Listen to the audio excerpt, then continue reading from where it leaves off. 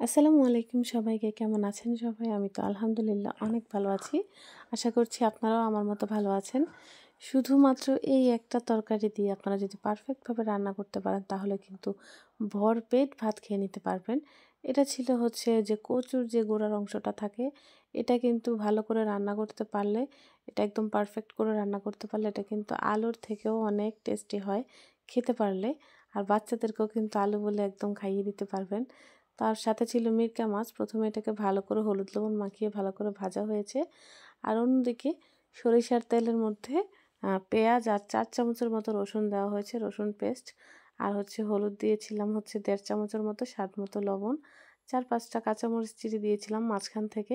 Just এইটুকুই, আর কিছুই না। ধনিয়া পাতা, জিরা গুঁড়া আর হচ্ছে ধনিয়া গুঁড়া, জিরা গুঁড়া দিয়েছিলাম উঠানোর একটু আগে।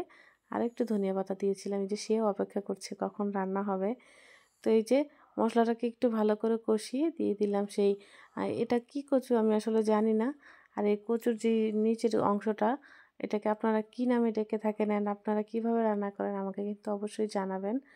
আর এটা কিন্তু গরুর মাংস দিয়েও আমাদের এলাকাতে খাওয়া হয়, আর এটা কিন্তু অনেক বেশি মজা হয় রান্না করতে পারলে।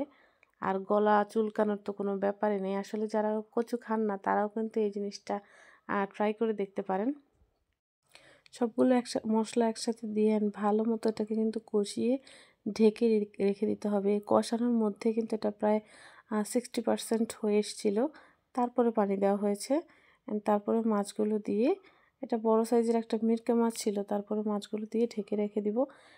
একদম পানি কিন্তু দেখেছেন অনেক বেশি দেওয়া হয়নি। অনেক বেশি পানি দিলে আসলে তরকারি ওভারকুক হয়ে যায় অ্যান্ড তরকারিটা পানসে পানসে লাগে, খেতেও টেস্টি হয় না।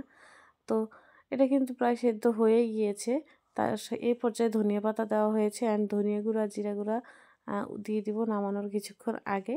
তারপর কাজ শেষ, আর কিছুই লাগবে না।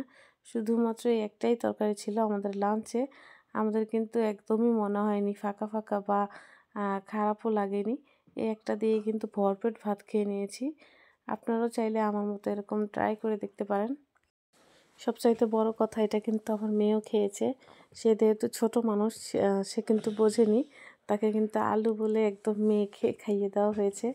তো আপনারাও চাইলে এইভাবে আপনাদের বাচ্চাদেরকে খাবার শিখাতে পারেন। আর ওদের কথা চিন্তা করি আসলে ঝাল একদম দেওয়া হয়নি, যেহেতু ওরা একদমই ভেজিটেবল খায় না। এজন্য আসলে একটু একটু করে চেষ্টা করতে হবে, যেহেতু ওরা বড় হচ্ছে। আপনারাও চাইলে আমার মতো করে এভাবে করেই চেষ্টা করতে পারেন। তো কেমন লাগলো আমার আজকের রেসিপিটি? ভালো লাগলে অবশ্যই পাশে থাকুন অ্যান্ড এভাবেই আমাকে সাপোর্ট করতে থাকুন। দেখা হবে পরের ভিডিওতে। সে পর্যন্ত সবাই ভালো থাকুন, সুস্থ থাকুন, দোয়া করবেন আমাদের জন্য। আল্লাহ হাফেজ। আসসালামু আলাইকুম।